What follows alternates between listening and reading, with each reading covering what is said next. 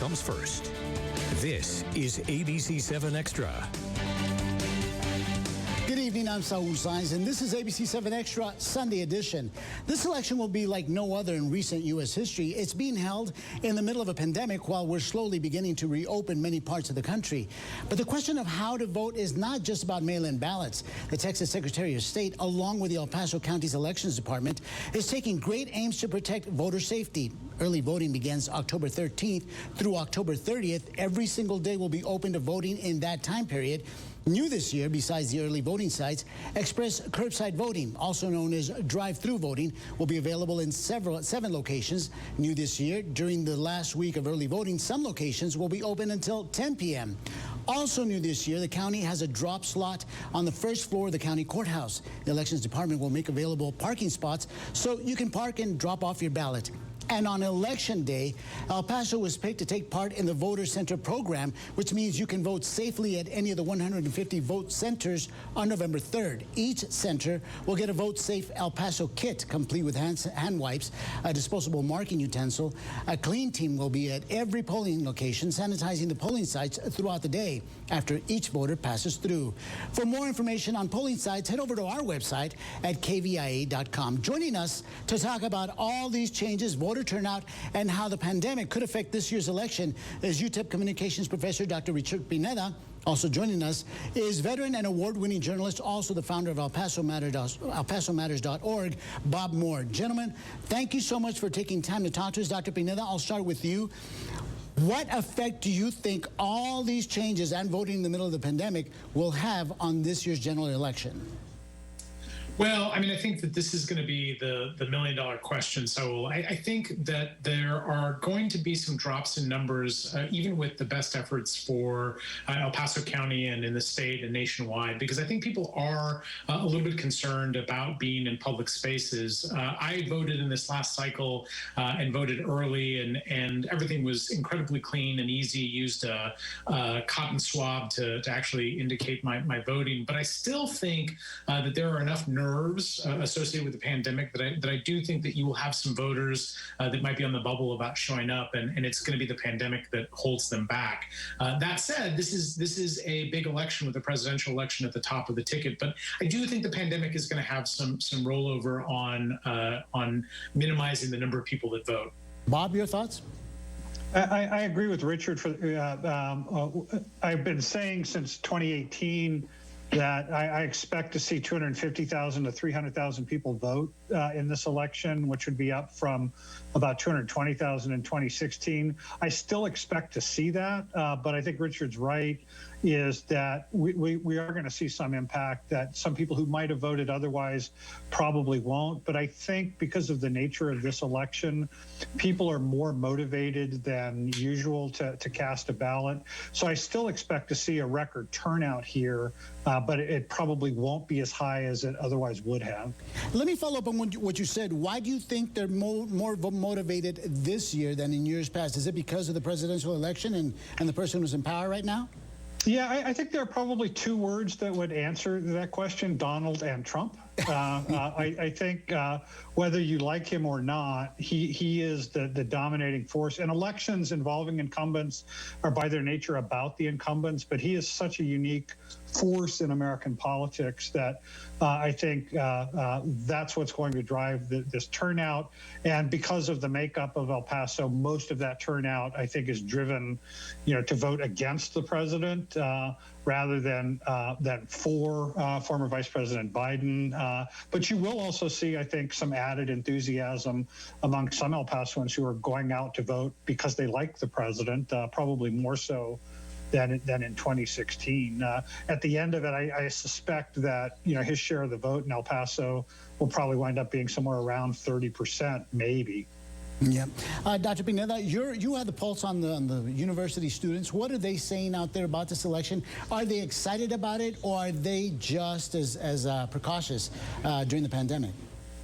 Well, that's a great question, and I think one thing that's true is that so many of our students are adjusting to this distance lifestyle, so they're not on campus. I think that's going to have some rollover effect in at least one way, which is that some of the conversations that they may be party to, talking to their peers in classes, in hallways before classes, you're going to minimize that since the students aren't on campus, and so I think a lot of, especially with local campaigns, would normally hedge on in terms of excitement to get people to look at what's going on in the ballot, I think is going to be minimized as well.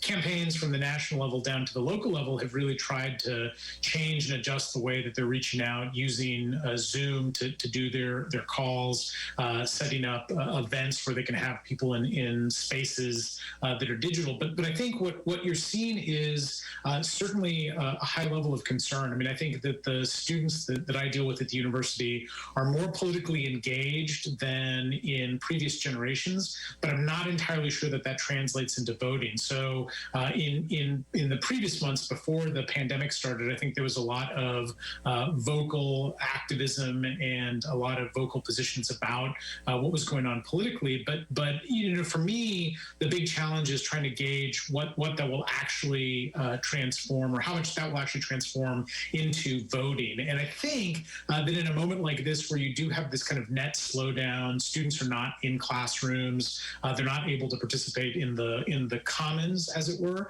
That's going to have again some subtle rollback on their desire and interest to vote. So it's an unusual time in that we're seeing a lot more political interest and even some activism, but that activism doesn't necessarily translate to actual voting. And you're absolutely right. It is an unusual time, which is precisely why we're doing this program today. We're going to take a really quick break. This is ABC-7 Extra Sunday edition. When we come back, I'll ask my guests how they believe incumbents will do during an election cycle in the middle of a pandemic. You're watching ABC-7 Extra, where news comes first. Xochitl Torres-Small says she's with us, but she stands with Nancy Pelosi and the radical left. Torres-Small takes Pelosi's directions, voting for her liberal agenda 9 out of 10 times. Xochitl Torres-Small's a prop for extremists who'll destroy our jobs with their socialist Green New Deal. Torres-Small took $175,000 of their money. Xochitl Torres-Small. She doesn't stand up for New Mexico. The NRCC is responsible for the content of this advertising. Some problems, even though annoying and possibly serious, don't always require drastic solutions. Like enlarged prostate, sometimes called BPH. It causes a slow urine stream, getting up at night to pee, and frequent urination. But you don't need painful surgery and long downtime to take care of it. At Advantage IR, we can treat an enlarged prostate with a procedure that can completely eliminate your symptoms. Call us for a free consultation and get back to normal life today. Years of underfunding made New Mexico 50th for K-12 education. And now the pandemic's forcing more cuts. So shouldn't candidates for Congress support millions in federal school aid to help students and families during this crisis? Yvette Harrell doesn't. But she did push $500,000 to an organization run by her family. Yvette Harrell fights for her family, not ours. NEA Advocacy Fund is responsible for the content of this advertising.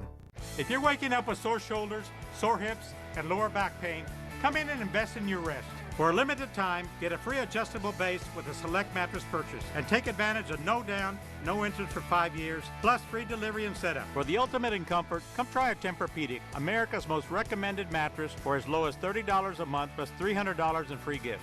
Hurry in for huge savings during our adjustable bed sale. Only at Paul Peter Mattress. Thank you very much y muchas gracias.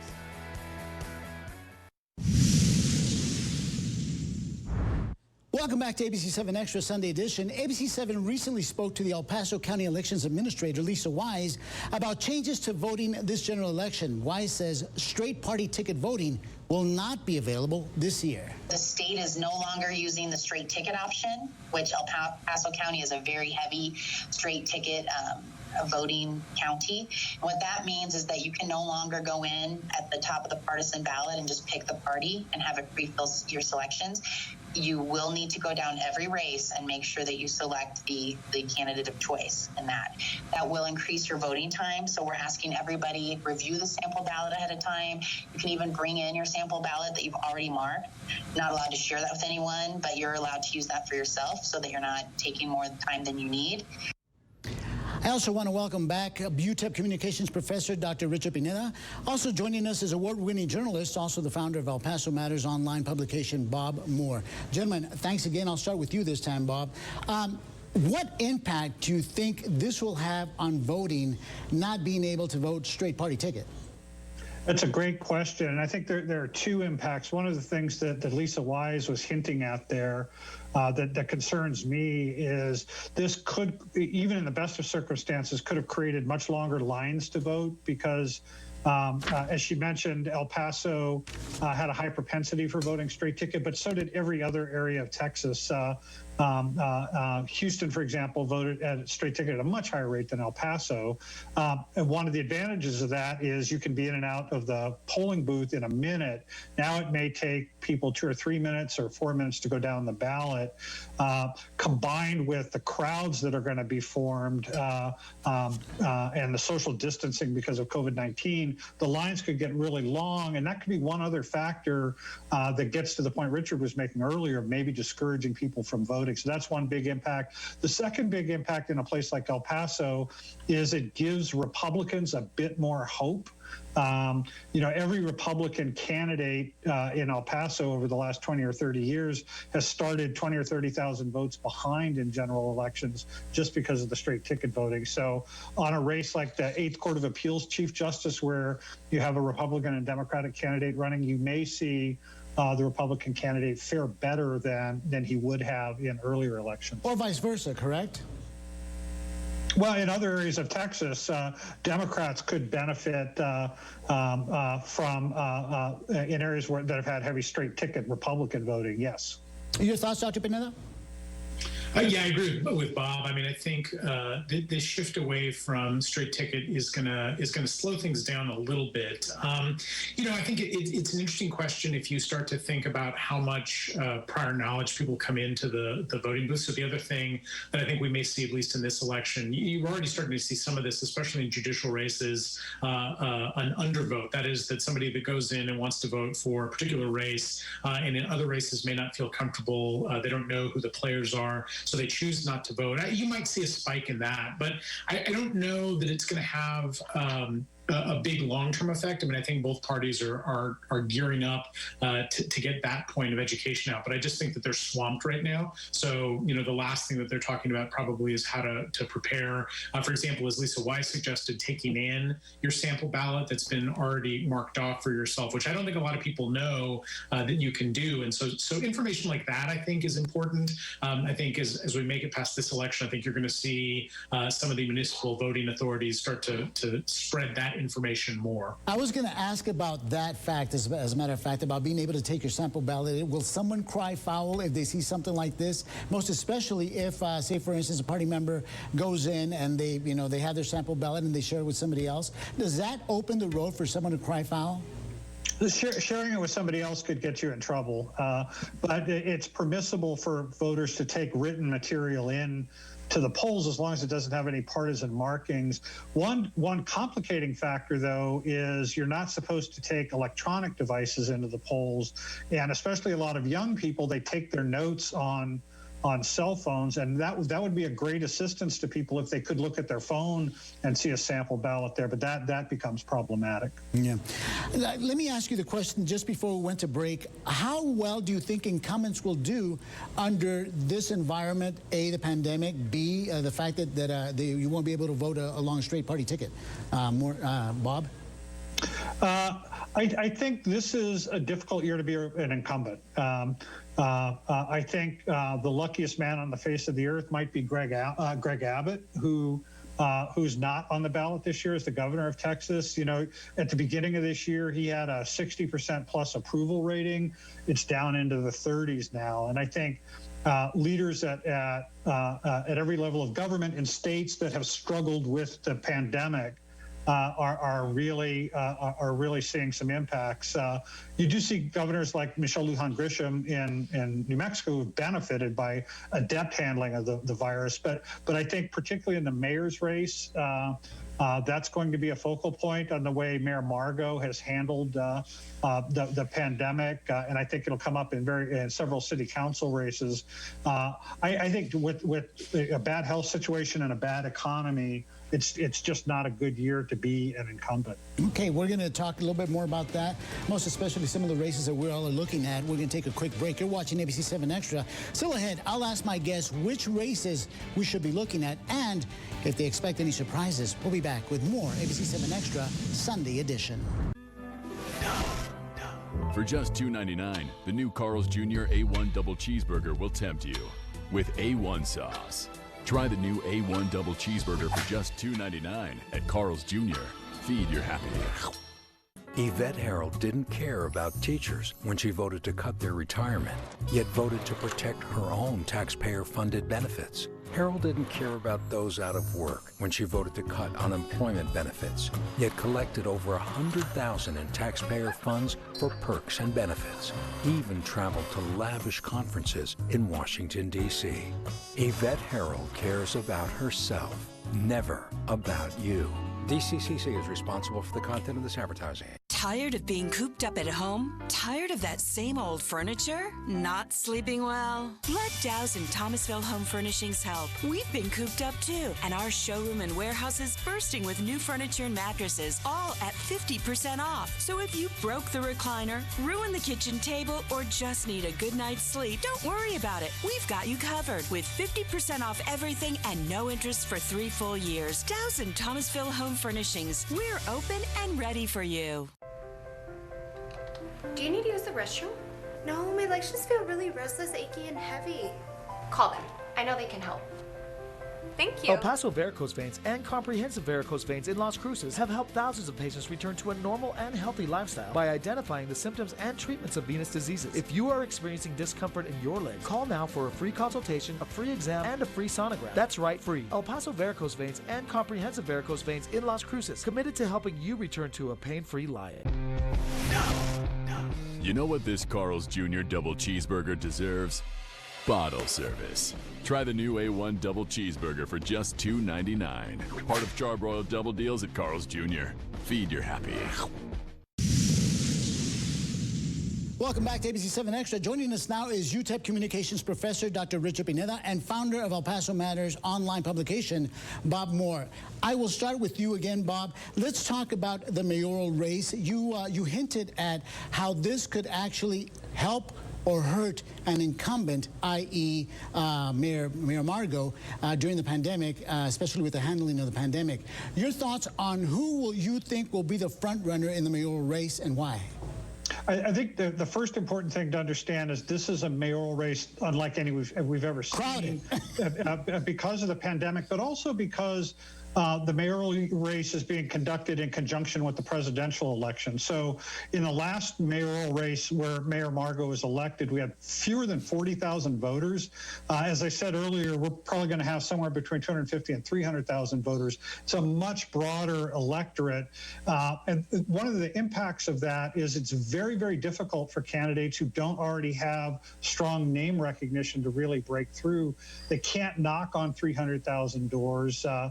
They can't send mailers to 300,000 people. So you are seeing a lot of creativity now about for a couple of the candidates trying to reach people. But because of that, I think somebody like Oscar Leeser comes into the race with a huge advantage because he's a former mayor, because he has auto dealership ads on all of the time.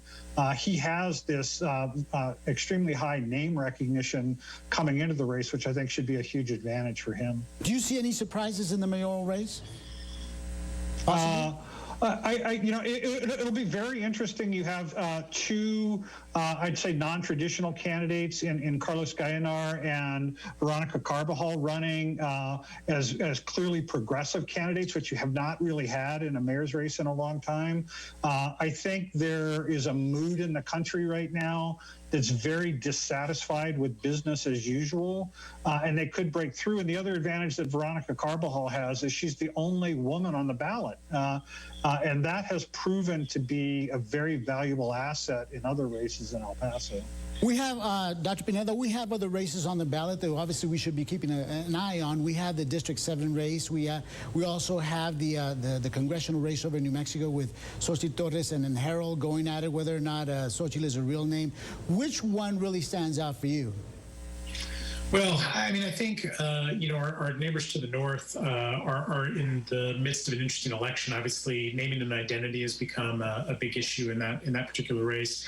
What I always tell my students is that it's insightful to be able to see what's going on in New Mexico for two reasons. One, it is in some ways a closer definition of a battleground state.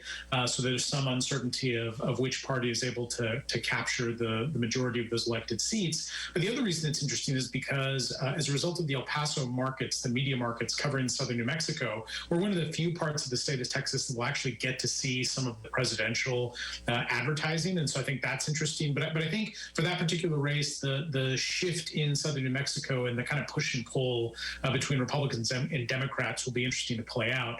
I think locally, you've got 4 city council races, which is, again, sort of a large number. And you've got in the District 4 race, a race that I suspect is likely to go to a runoff just because of the sheer number of people that are sitting to take on Sam Morgan for that seat. So you've got some things like that, and then you've got what I would describe as potential bellwethers to evaluate where people's sensibilities are about status quo versus challenges. And I look to the District 7 race in particular between Aaron Montes and City Council member Henry Rivera. To a certain extent, while that is not a high voting cluster in the city of El Paso, it'll be interesting to see if voters are willing to jump ship on somebody who's been in elected office and has a sort of a high profile personality in the community versus somebody who may not have the same kind of name recognition, although Aaron comes in as a journalist with a byline that got a lot of attention.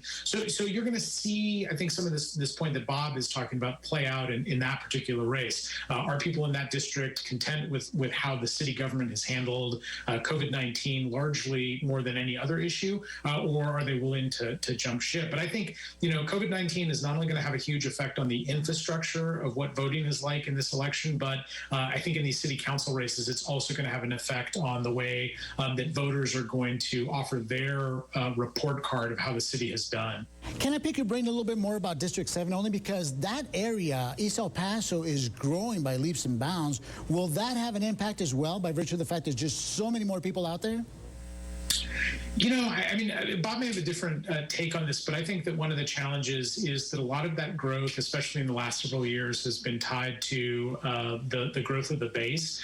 So you're talking about folks in the service, not all, but a lot of folks in the service. That's a much more transitory population in general, and that's a population that because assignments will change, will move on, and where you do have some additional growth, you don't necessarily guarantee new voters. But I think that's the challenge. So if you're a race in that district for Rivera and Montes, you've got a couple of challenges. One, you can't go to people's doors the way that you normally would, and the mechanisms by which you contact voters and even try to encourage voters to register has totally changed. So it may be a case that on paper we see an expansion of population for that area, but we don't necessarily see a correlation in increased voting, and that's because I think there are a couple of factors at this particular moment that are going to be much harder.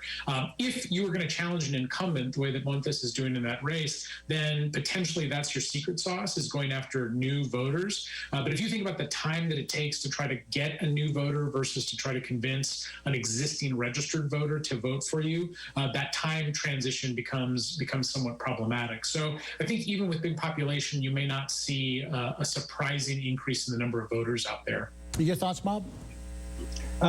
The growth that, over on the east side tends to be north of that district. So the District 7 itself is not a really fast-growing area, much like El Paso as a whole. We've actually had very stagnant population growth for about 8 years now. District 7 has tended to be a lower turnout district than other council districts. That's basically an educational attainment issue there, an income issue. It's going to be very hard for those two candidates or the candidates in the other races to reach a wide swath of the voters. You're going to see a lot of people vote in District 7, but they're generally going to be, because of where that part of town is, they're going to be going to the polls to vote largely against Donald Trump. How familiar are they going to be with the mayoral candidates? Really unclear. How familiar are they going to be with the city council candidates? That's even dicier. So I think things like yard signs and street signs really begin to play a role in getting messaging out there. But this is a really difficult year to try to run as a candidate, just because most of the tools that are usually at your disposal to introduce yourself to voters aren't available. And I will say this for you and I, Saul, for journalists, it really increases our responsibility this year to try to get the word out and to help voters be able to assess the candidates. Which is why we have this program. Bob Moore, thank you so much for taking time to talk to us. Dr. Pineda, again, thank you so much for participating and informing our public, which is exactly what we're looking for. Again, thank you. You're welcome.